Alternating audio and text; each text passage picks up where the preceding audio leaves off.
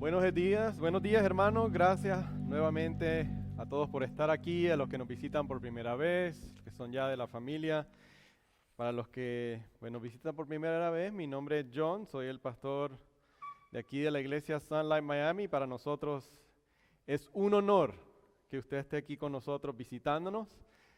También queremos dejarles saber, si ya no se lo han dicho, que a las personas que nos visitan por primera vez siempre, como expresión de nuestro amor y cariño, le queremos dar un obsequio, un pequeño obsequio para que usted se pueda llevar esta mañana, recordándole a todos los que están aquí la visión de Sunlight Miami. ¿Cuál es la visión? Es que si usted ve a la de entrada, intencionalmente hemos puesto esas banderas, que es conocer a Jesús, porque nuestra visión es que queremos que las personas comunes, o sea, igual a nosotros, común y corriente, experimenten una vida transformada a la medida que conocen a Jesús. Por eso cuando usted va entrando al santuario, está la bandera que dice conocer a Jesús. A la medida que usted lo conoce, usted lo da a conocer. Por eso la bandera está hacia las calles de Flagler. Y la última está hacia la salida, porque eso es lo que nos recuerda que cuando yo salgo de este edificio, de este templo hecho por manos humanas, yo voy a vivir para el Señor, yo voy a vivir para Jesús. Y esa es nuestra visión, vivir para Jesús, conocerlo, darlo a conocer y vivir para Él. Si usted está interesado en saber un poco más acerca de la iglesia Sunlight Miami, muy pronto vamos a tener lo que nosotros llamamos clases para nuevos colaboradores, o en otras palabras, nuevos miembros, y hablamos qué es Sunlight, qué es la iglesia Sunlight, cómo estamos aquí, cuál es la historia mía, la historia de Lourdes, cómo llegamos hasta acá, qué creemos, cuál es la misión que tenemos, y cuál es la visión, cuáles son los valores. Uno de los valores que tenemos, como ustedes pueden ver en su pantalla, como yo decía la semana pasada, no es que yo esté diciendo que eso es algo de superstición, pero este año sí va a ser el año 2022, por lo tanto, febrero 22 del año 2022 encaja con el medio, el instrumento que nosotros utilizamos para ayudar a las personas, para darle la herramienta para que las personas puedan madurar en su fe. Es uno de los caminos, uno de los puntos de entrada. Tenemos estudios comunitarios, que es un estudio bíblico, tenemos tiempo para orar, pero también para que nos formemos espiritualmente estamos utilizando lo que dice la palabra de Dios, 2 Timoteo 2:22, que es lo que me has oído decir en presencia de muchos testigos, encomiéndaselo a creyentes dignos de confianza que a su vez estén capacitados para enseñar a otros. Así como eso lo hizo alguien en mi vida, no fue una casualidad, no fue suerte, sino que ya Jesús lo hizo con sus discípulos. Los discípulos aprendieron de Jesús, lo hicieron con otros discípulos de Jesús. Y Pablo nos dice aquí, lo digo cada semana, 5 generaciones. Pablo, hablándole a Timoteo, que le instruye a personas que han sido testigos de lo que él ha enseñado, para que le enseñe a otras personas. Y así es que nosotros queremos ver una formación espiritual. ¿Es el único medio que existe? No. Todas las iglesias que yo he conocido tienen su manera de ayudar a las personas a madurar en su fe. La meta, en realidad, es la madurez. Cómo llegamos hacia allá quizás todos lo veamos de una manera diferente, pero no solamente Discipulado 2:22, pero nosotros también lo que llamamos como primeros pasos es ayudar a las personas a vivir una vida centrada en el Evangelio. Y la palabra evangelio se usa muy a la ligera y usted se sorprende. Que hay muchas personas que llevan años asistiendo a una iglesia, podemos decir, y a veces no saben qué es el Evangelio. Piensan que el Evangelio es Mateo, Marcos, Lucas y Juan.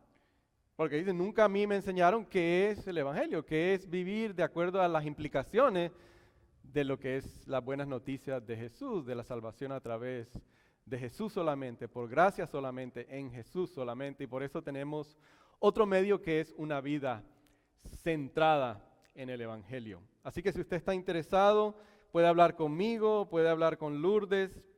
Y también, como después vamos a ver, tenemos también tiempo para orar, tiempo que salimos a la comunidad a orar, por las comunidades, por las casas, por las familias, para evangelizar, tiempo que oramos aquí en el templo, como hoy lo hicimos, y tiempo para orar en este servicio de oración. Ahora creo que ya los niños pueden pasar a su estudio, sí. Así que ya pueden ir con Lourdes a su tiempo de estudio. Siéntanse con toda la comodidad, que las personas que van a estar ahí tienen la mejor intención para cuidar de sus hijos y sus hijas. Mientras nosotros nos vamos a quedar aquí, vamos a pasar ahora al tiempo que nosotros decimos aquí en la iglesia de Sunlight Miami, que es el corazón de nuestro servicio de oración, porque ya hemos adorado a Dios a través de las alabanzas, a través de la adoración. Hemos traído, incluso de una manera tangible, hemos traído nuestros diezmos, nuestras ofrendas. Pero ahora es el tiempo que nos sentamos con la expectativa de que Dios nos quiere hablar también ahora a través de su palabra. Esta semana vamos a estar hablando una segunda parte de esta miniserie que hemos titulado Hijos de Dios, como acabamos de cantar en alabanza. ¿Qué significa ser hijos de Dios? ¿Qué significa lo que la Biblia habla o llama adopción? Hoy nos vamos a enfocar en lo que significa ser conocidos por Dios, como hemos cantado en esta mañana, en esas alabanzas tan hermosas. ¿Cuántos se gozaron durante el tiempo de la alabanza, verdad? Reconocer, afirmar, creer, confesar lo que es verdad, lo que dice la palabra de Dios.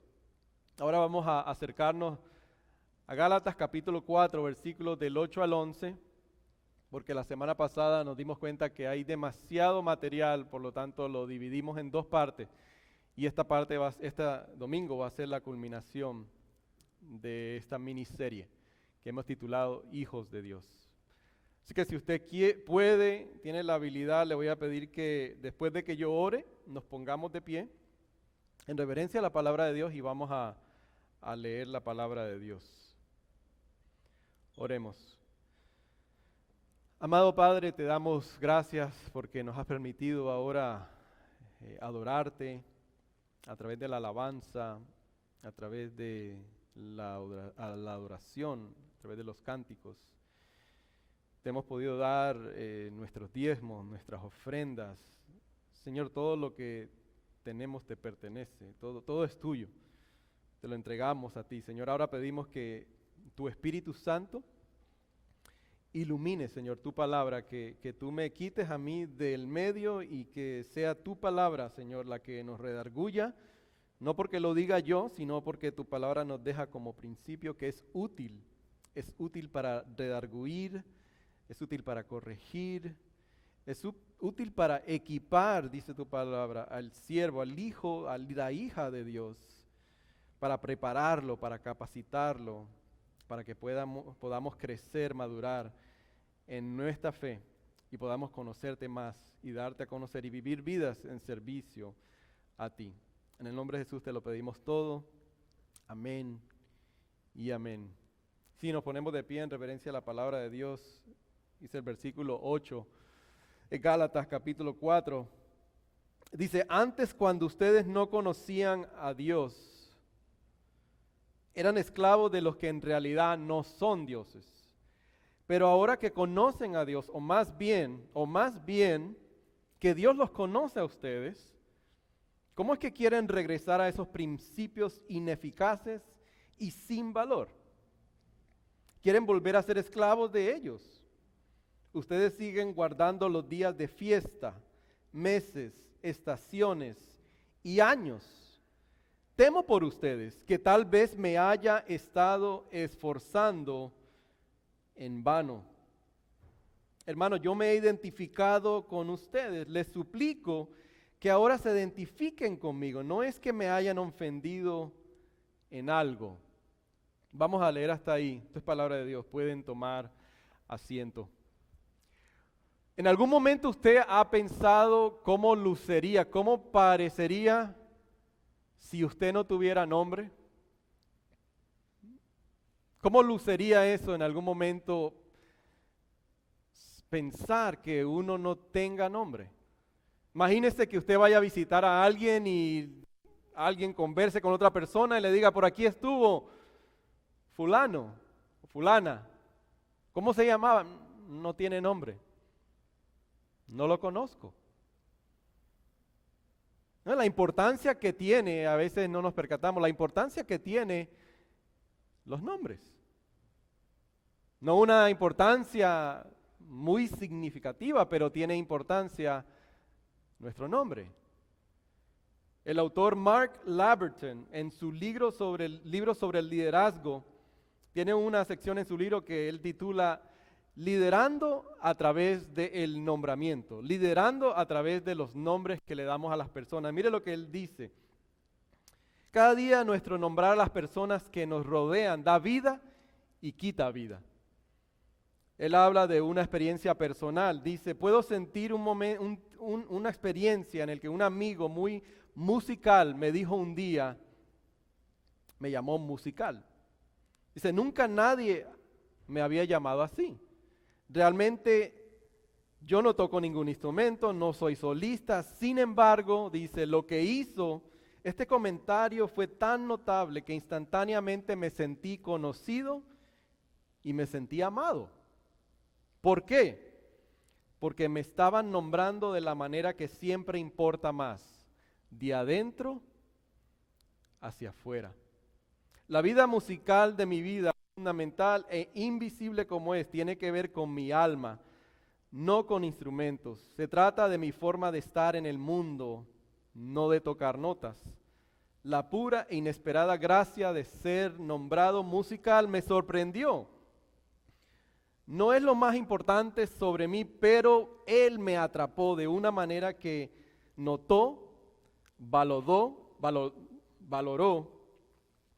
apreció y profundamente me sentí conocido y amado. Ser nombrado correctamente significa ser verdaderamente conocido y eso cambia nuestras vidas. En la India, la religión, no para generalizar, pero en la India la religión que domina o predomina es el hinduismo y es interesante que hay una secta dentro del mismo hinduismo que se llaman los Dalit. Y cada una de las personas que son miembros de esta secta, de este movimiento, reciben un nombre, pero ese nombre debe de ser derogatorio, despectivo. Por ejemplo, uno de los nombres que se dan es feo, estiércol, estúpido. Imagínense la transformación que sucede en la vida de una persona que abandona el hinduismo para seguir a Jesús, cuando descubre que en Jesús Dios vino como un Dalit, pero Él tiene el poder para renombrarnos, para transformarnos y llamarnos elegidos, escogidos, amados y santos.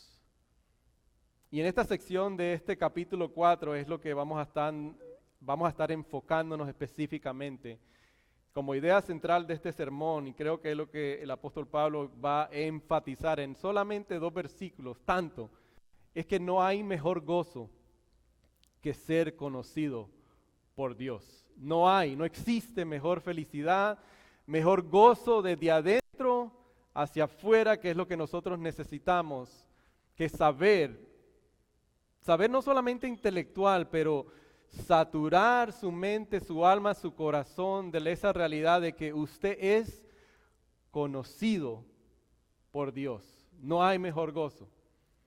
Y para que usted tenga un panorama, una idea de cómo vamos a acercarnos a este pasaje, vamos a ver primero definir por qué Pablo relaciona o compara el tratar de añadir a nuestra salvación obras humanas con la idolatría.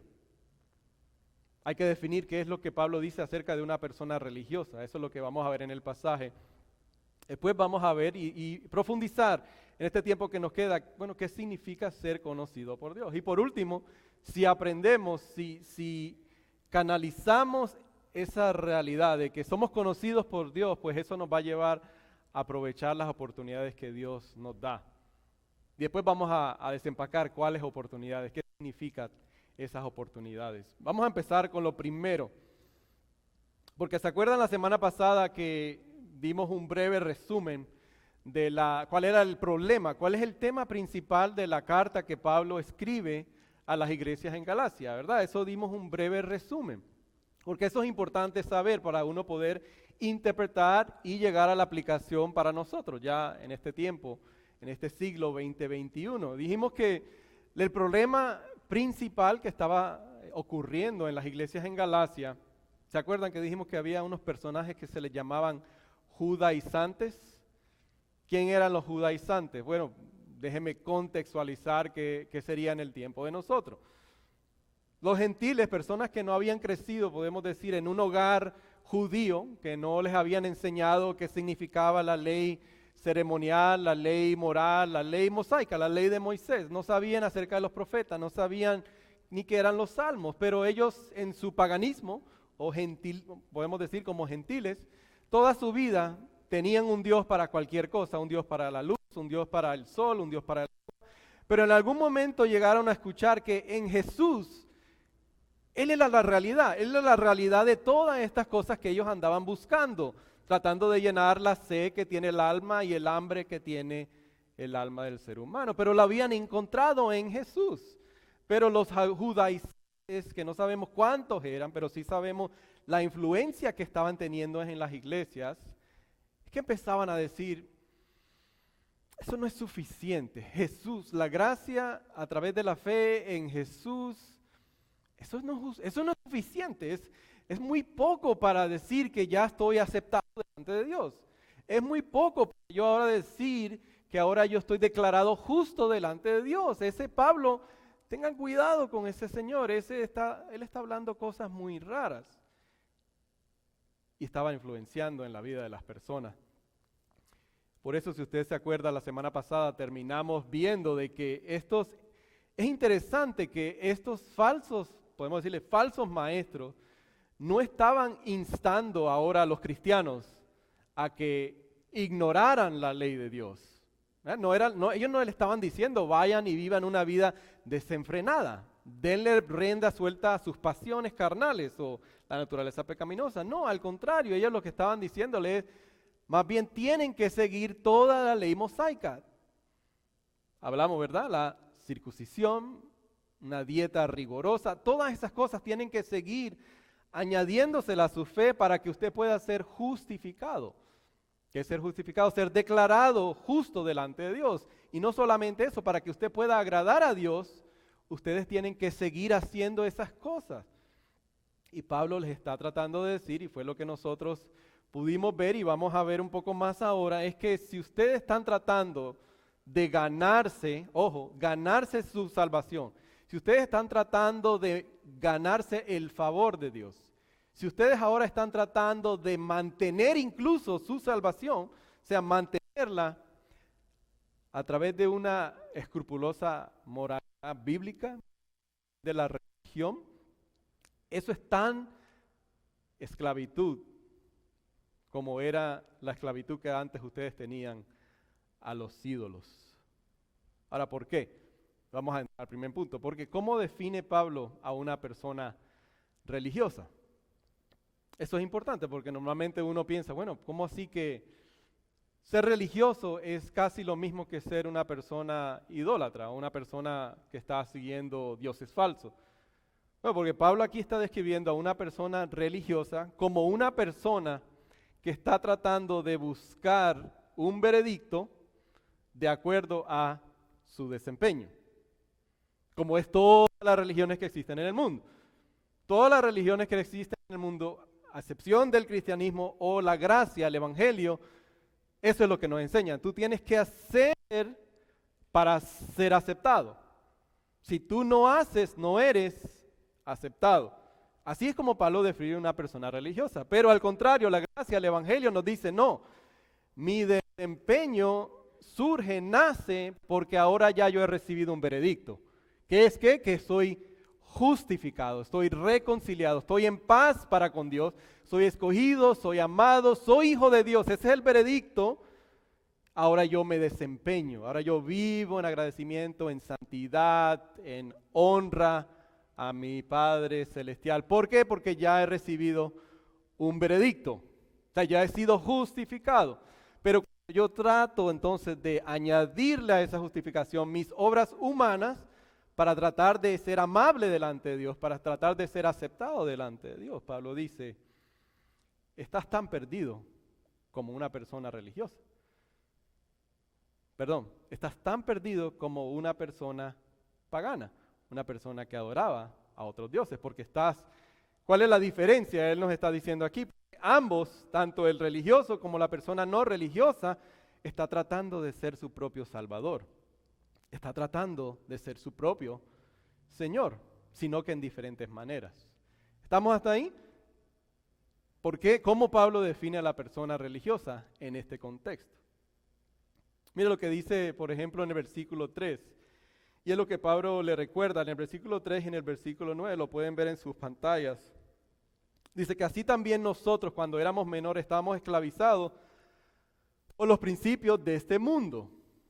Y en el versículo 9 lo repite, los principios básicos de este mundo. Ahora tenemos que definir qué significa este término. Y ahí le voy a poner en la pantalla algo bien interesante. A menudo en el griego antiguo esta palabra se utilizaba para describir, no siempre, pero en muchas ocasiones para describir lo que era el mundo material y el mundo visible. ¿Qué compone la naturaleza? El mundo visible, materia, que es el fuego, el aire y la tierra. Interesante, esta es una película de Disney. Bueno, el pastor dice que los niños no pueden ver esta película. No estoy diciendo eso. Lo que estoy diciendo es que cuando usted vea esas películas con sus niños, hay que verla a través del lente del Evangelio. Porque ¿qué simboliza cada una de esas torres? Eso es lo que simboliza. El fuego, el aire y la tierra. Si usted ve la película se da cuenta. Pero ¿de dónde viene eso? Eso no es nada nuevo. Eso en el tiempo antiguo, las personas que adoraban, especialmente dentro de la cultura greco-romana, ellos pensaban que cada uno de estos elementos de la naturaleza gobernaban el destino de las personas o la vida de las personas. Por eso, si usted era un agricultor o un granjero, usted le adoraba al dios del agua. Esa era su adoración. Si era una persona que quería o le gustaba lo que era la belleza física, le adoraba al dios de la belleza. Eso era lo que Pablo estaba diciendo. Ustedes vivían de esta manera. Esos son los principios básicos de nuestro mundo. Pero Pablo deja claro, no solamente aquí, pero en la carta que él escribe a los Corintios, él deja claro que no hay otro Dios, o sea, no existen otros dioses. Lo que ustedes antes adoraban como si fueran dioses, en realidad no son dioses. Pero tengan cuidado. Mira lo que él le dice a la iglesia en Corintios, en el capítulo 8, versículos 4 al 6 y el 10 y el 19. No está en la pantalla, pero escuchen atentamente, porque lo que sucedía ahí en la iglesia de Corintios o las iglesias, es que los hermanos igual, que venían de esos principios básicos del mundo, esa es su manera de vivir, y ahora empezaban a involucrarse en lo que eran los hogares cristianos, las casas cristianas o las iglesias cristianas, pero ese era todo su bagaje, eso es lo único que sabían.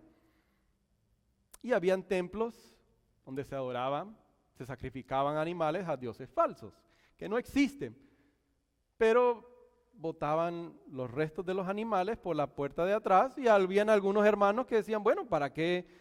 La cosa está difícil, ¿por qué vamos a botar esos animales? Llevémoslo y lo cocinamos en la casa. ¿Qué tiene de malo eso? Mire lo que dice Pablo, dice, de modo, en cuanto a comer lo sacrificado a los ídolos, sabemos que un ídolo no es absolutamente nada y que hay un solo Dios. Pues aunque haya los así llamados dioses, ya sea en el cielo o en la tierra, y por cierto que hay muchos dioses y muchos señores con minúscula, para nosotros no hay más que un solo Dios, el Padre de quien todo procede y para el cual vivimos, y no hay más que un solo Señor, es decir, Jesucristo, por quien todo existe y por medio del cual vivimos. Y el versículo 19 dice, ¿qué quiero decir con esta comparación? Que el sacrificio que los gentiles ofrecen a los ídolos sea algo, o que el ídolo mismo sea algo. No existe. Pero mire lo que dice en el versículo 6 y él advierte, pero los sacrificios que los paganos ofrecen, se los ofrecen a los demonios. O sea, Apolos, Poseidón, Zeus, ninguno de ellos son dioses, pero advierte a los Gálatas. Es la importancia que él hace la comparación, que tratar de añadir obras humanas a mi fe es similar a la idolatría, porque él advierte a los Gálatas que pueden volver a ser esclavizados por estas cosas que por naturaleza no son dioses. ¿Y por qué? ¿Qué sabemos? ¿Cómo sabemos qué es el principio básico del mundo? ¿Cuáles son los principios básicos de nuestro mundo? ¿Qué es? Sálvese quien pueda.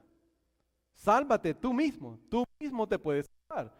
Tú mismo puedes salvar tu vida, ya sea si necesitas mejorar tu estado financiero.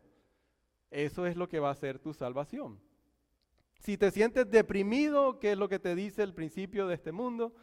Sal y desconéctate de la realidad, desconéctate de tus problemas y desconéctate. Y eso te va a mejorar. Esos son los principios básicos de este mundo. El dinero, el sexo, el poder, todo lo que yo pueda o trate de añadirle. Es decir, que Jesús no es suficiente. Yo necesito a Jesús, pero necesito esta otra cosa. Todo eso, dice Pablo, que se convierte en idolatría, porque ya Jesús entonces no tiene el primer lugar en tu vida, sino que es, si tengo mucho dinero. ¿El dinero es malo? No es malo ganar dinero, ¿verdad? No es malo. Necesitamos dinero, pero si mi vida la dedico completamente a solamente adquirir y adquirir riquezas, nunca va a ser suficiente, y eso me vuelve ¿qué? A esclavizar. Se vuelve como ¿qué? Como un Dios, pero no es un Dios en realidad. O sea, todas las cosas buenas que Dios ha creado para que nosotros las disfrutemos, el placer, la comodidad, la diversión, si eso se convierte en mi prioridad, si eso se convierte en lo que gobierna mi vida, Pablo está diciendo que eso es igual a la esclavitud, eso es igual a tratar de añadirle a mi fe obras. Pero ¿cómo algo se puede entonces convertir? ¿Cómo la salvación a través de las obras puede convertirse en idolatría? Bueno, estos hermanos, si antes de venir a Cristo ya Dios los conocía, o sea, conocía sus pecados pasados, sus pecados presentes, sus pecados futuros, y así Dios a través de Jesús los vino a buscar y los vino a salvar, a rescatar, a transformar. Si eso fue suficiente, ¿cómo ahora van a regresar a la esclavitud de tratar de añadirle obras de la ley para obtener el favor de Dios? Si ya Dios los había conocido tal como ellos eran, desde el principio hasta el fin. ¿Usted no ha pensado eso en algún momento que Dios nos conoce? Ese es un principio inmenso de uno tratar de reflexionar y decir, Dios me conoce. Porque a lo más profundo de nuestro ser como seres humanos, nosotros deseamos ser conocidos, nosotros deseamos ser amados, deseamos ser aceptados. Pero pensar por un momento que Dios me conoce, o sea, que Él conoce lo que quizás nadie de los que estamos aquí conoce, y aún así Él ha venido a buscarme. Pablo termina en el versículo 10, dejándole saber que tratar de ganarse el favor de Dios a través de las obras humanas, añadirle salvación, o sea, pensar que Jesús no es suficiente, es leve, a veces sutil, a veces ni lo podemos ver y pensamos que no estamos siendo personas religiosas en ese sentido de la palabra, porque mire lo que dice el versículo 10.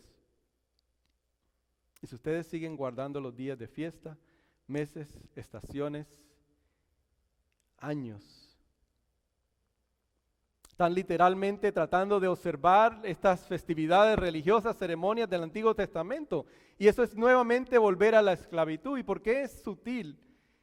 Y le voy a contar rapidito una experiencia. Nosotros cuando nos mudamos a Port St. Lucie, antes de venir a la Florida, Mi meta siempre ha sido tratar de conocer a mis vecinos y mi vecino inmediatamente al lado izquierdo de nosotros, cuando lo conocí, empezamos a conversar, me di cuenta después de que le compartí que nosotros estábamos ahí tratando de reunir un grupo para comenzar una iglesia. Él me dijo, wow, yo también tengo un estudio bíblico en mi casa, te invito.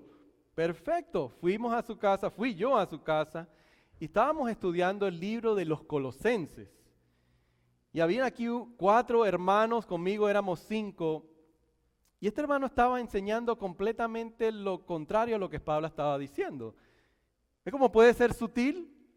Él estaba enfatizando a los hermanos de que nosotros tenemos que continuar celebrando los días festivos. Nosotros como cristianos tenemos que seguir celebrando el día de los panes sin levaduras. Nosotros tenemos que seguir celebrando el día de la fiesta de los tabernáculos. Nosotros tenemos que seguir celebrando la Pascua.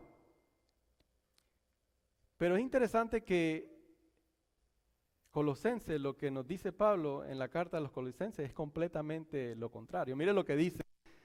Versículo 8 del capítulo 2 de Colosenses dice, cuídense de que nadie los cautive con la vana y engañosa filosofía que sigue tradiciones humanas, la que está de acuerdo con los principios de este mundo y no conforme a Cristo.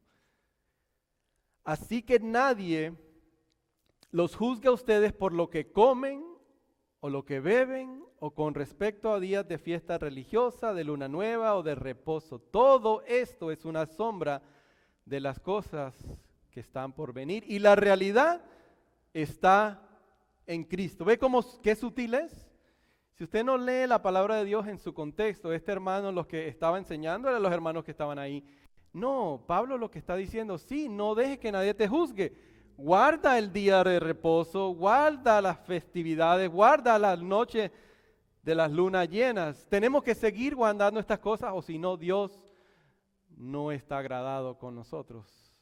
Y es lo mismo que estaba sucediendo en las iglesias en Galacia, pero vemos que también en la iglesia en Colosa, que es muy sutil. La pregunta es para nosotros, bueno, a veces nosotros podemos convertir en una recomendación, la podemos convertir en un mandamiento. Y ahí tenemos que tener cuidado.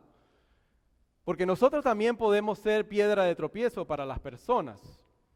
Porque por naturaleza el ser humano quiere contribuir a su salvación. Porque suena muy fácil, muy simple.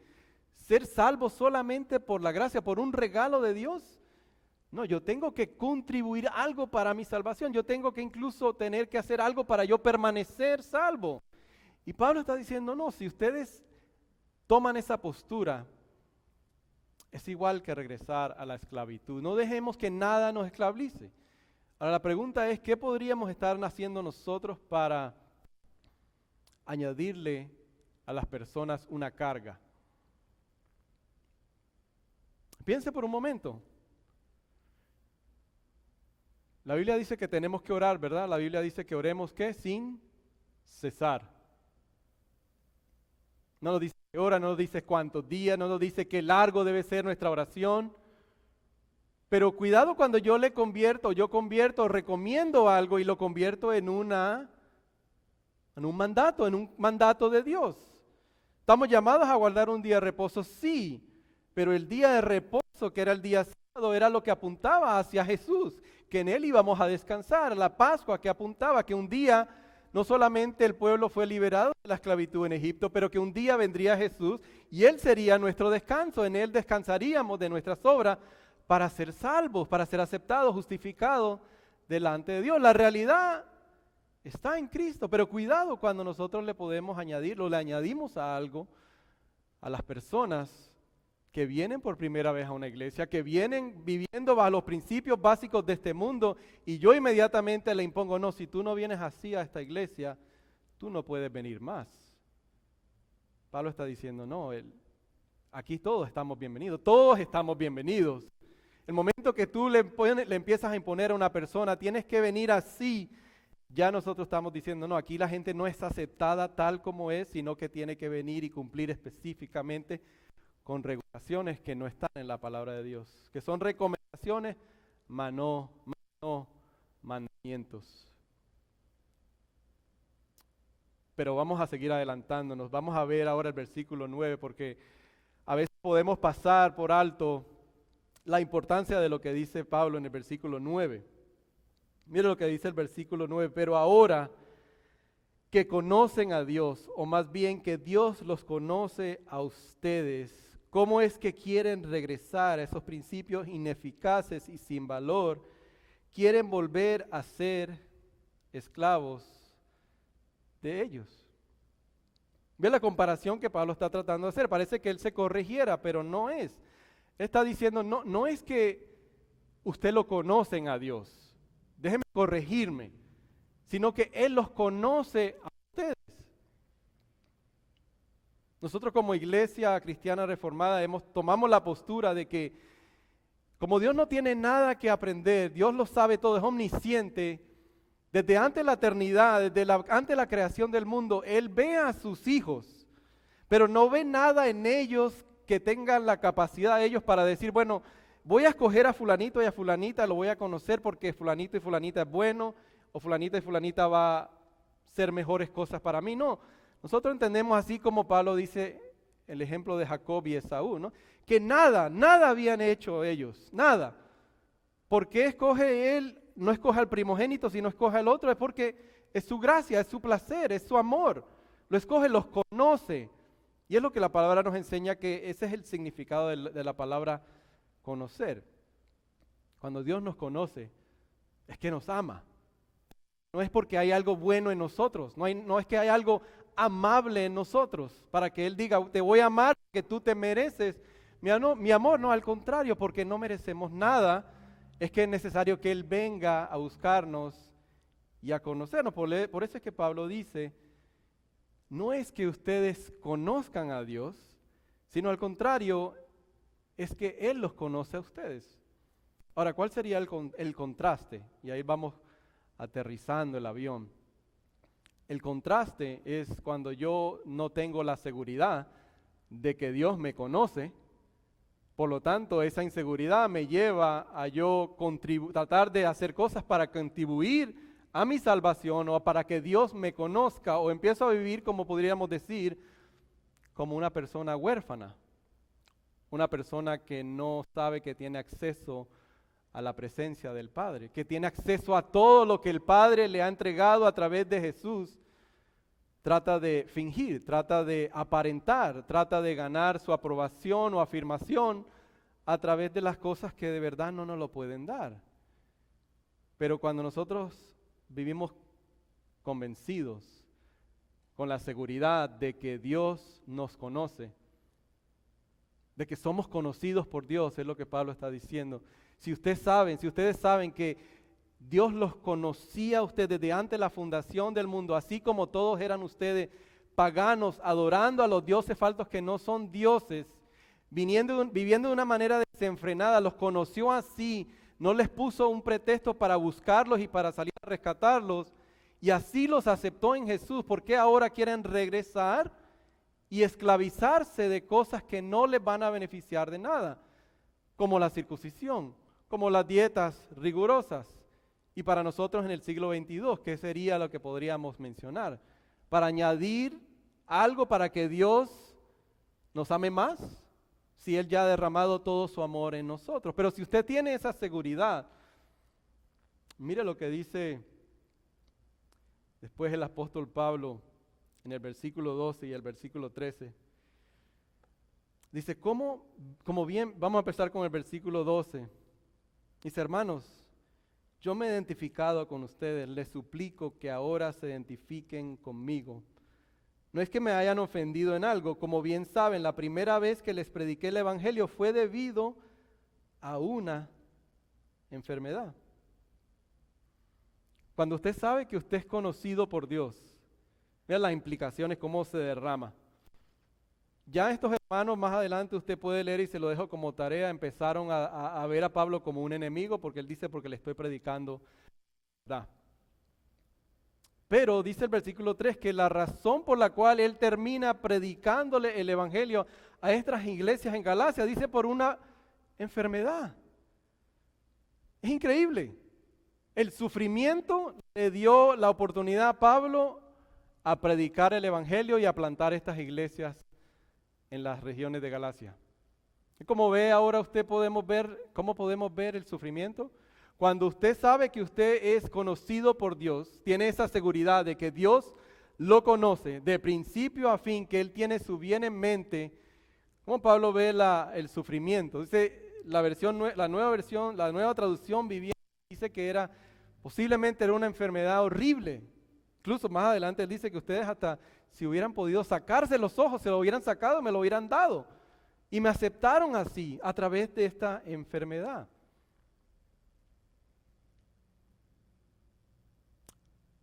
De acuerdo a los principios básicos de este mundo. La pregunta es si en estos momentos tú estás pasando por una situación difícil, tú estás pasando por una dificultad financiera, una dificultad en tu matrimonio, en tu familia. La pregunta es, ¿lo vemos como una oportunidad, ese sufrimiento, esa dificultad, o respondemos a ese sufrimiento, a esa oportunidad de acuerdo a los principios básicos de este mundo, o lo vemos como parte de la voluntad de Dios para ayudarnos a ser transformados a la imagen de Jesús? Porque ¿qué es lo que nos dice el mundo?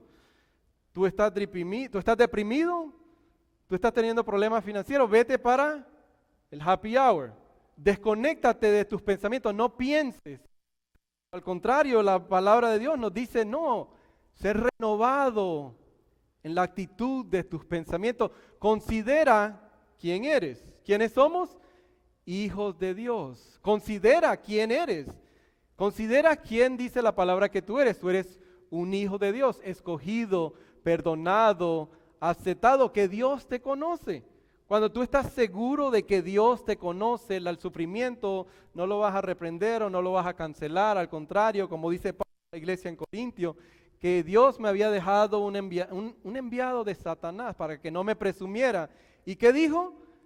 Mis debilidades, yo me glorío. ¿Por qué? Porque en mis debilidades Dios se hace fuerte, pero tenemos que saber que somos conocidos por Dios. Si no vivimos de acuerdo a esa seguridad, el sufrimiento lo vamos a reprender y lo vamos a cancelar. Y al contrario, imagínese, usted no se ha preguntado cuando usted escucha esas enseñanzas, ¿por qué Pablo nunca reprendió ni canceló a ese mensajero de Satanás? ¿Verdad? No dice que él lo reprendió ni lo canceló, más bien ¿qué fue lo que él dijo? Porque he subido al tercer cielo, tal hombre, porque he visto revelaciones para que yo no me presumiera. Dice que Dios me envió un mensajero para que me tuviera humilde. Dice 3 veces, le pedí al Señor, quítamelo, quítamelo, quítamelo. ¿Y Dios qué le dijo?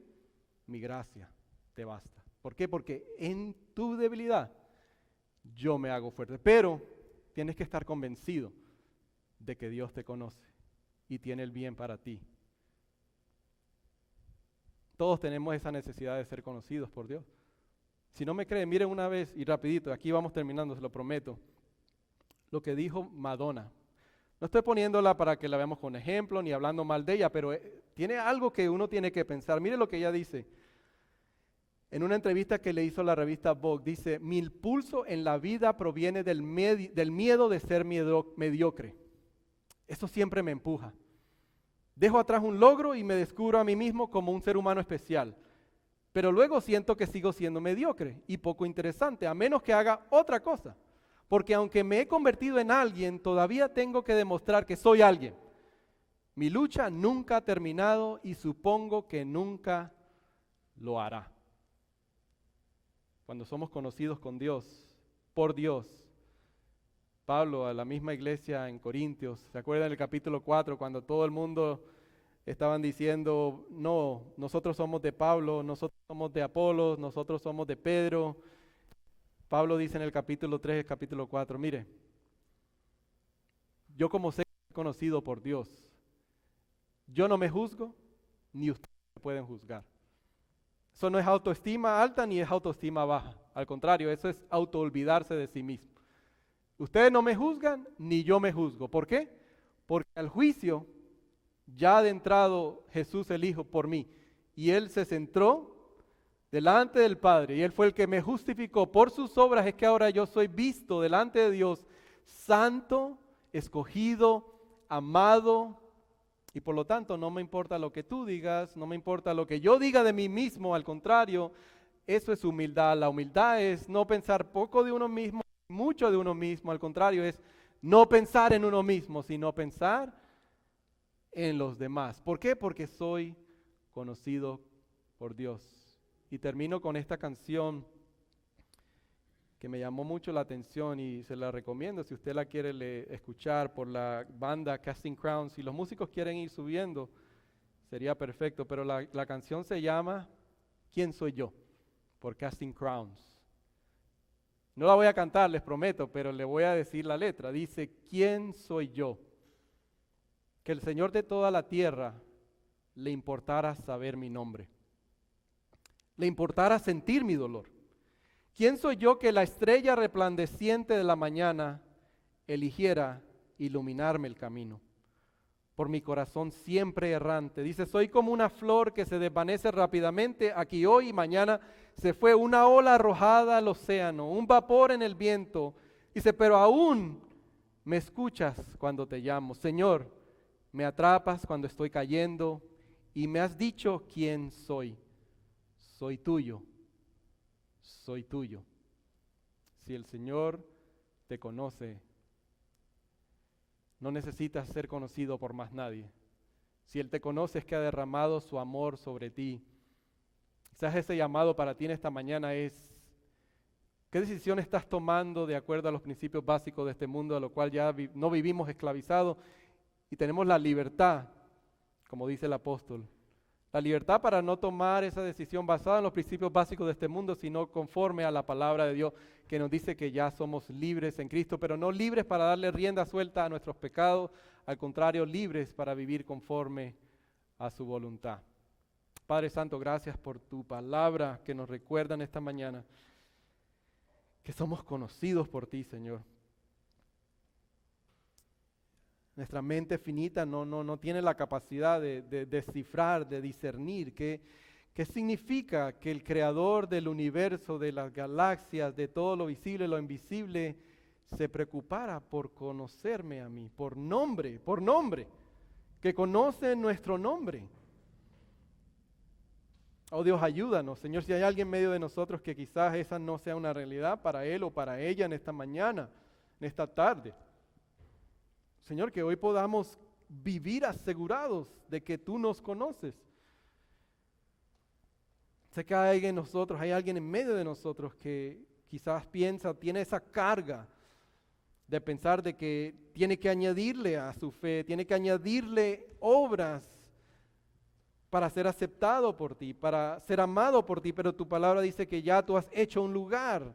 Tú fuiste a hacer un lugar para aquellos que han depositado su fe y su confianza en ti. Ahí estaremos contigo, dice tu palabra, y que nunca nadie nos puede arrebatar de tus manos. Somos tuyos, somos tus hijos, somos amados, somos santos, porque el amado que aprendió la obediencia a través del sufrimiento nos ha sellado con su sangre y su espíritu. Oh Dios, que hoy pueda ser el día de salvación para aquellos que estamos aquí y aquellos que nos siguen a través de las redes sociales. En el nombre de Jesús te lo pedimos todo. Amén.